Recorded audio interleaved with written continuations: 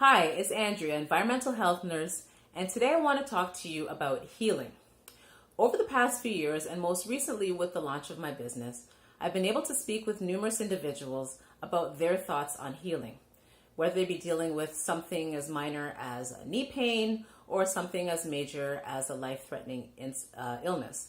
I'm always interested to hear what their take is on their body's ability to heal and recover from a particular condition.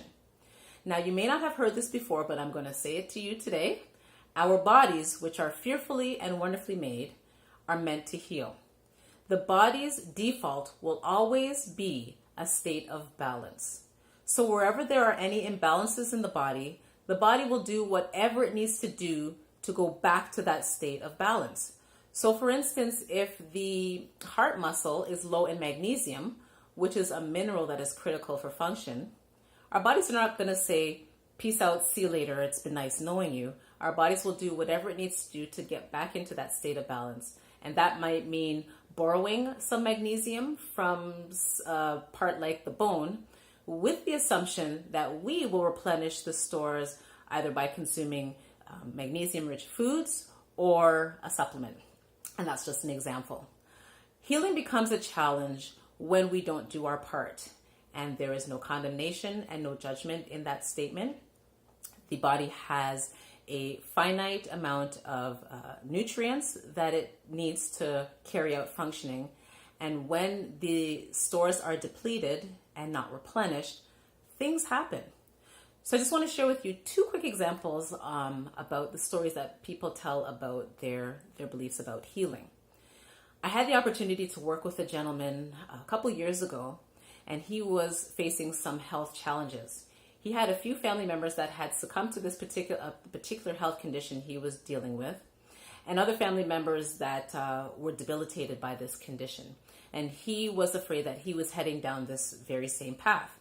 Now, the situation wasn't critical. We had time to make some changes, and so the agreement was if there were no improvements by the time 6 months had passed, he could feel free to follow up with his family doctor and they could implement their plan. Well, within 3 months, he had some blood work done and the test results came back normal. Everything had normalized where things had been high and critically low before. And you would think that this was a happy ending to the story. However, what happened when he was given a clean bill of health by the doctor, he went back to the lifestyle that he had prior to this time. And what happened was over time, he ended up right back where he started. And this time he chose to manage the illness.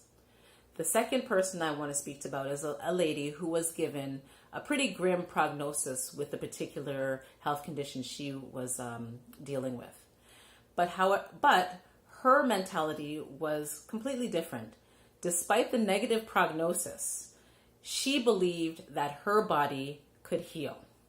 And it has been an absolute pleasure to walk alongside this lady during her journey and just watching how she does everything that she can to maximize healing. She hasn't been given the clean bill of health yet, but she is doing remarkably well considering what her prognosis was. And it's because of the story that she chose to tell herself. So our stories can either impact our health or it can hinder our health, and the choice really is ours. We need to decide what story are we going to tell ourselves as we battle on with a particular health condition that we're facing.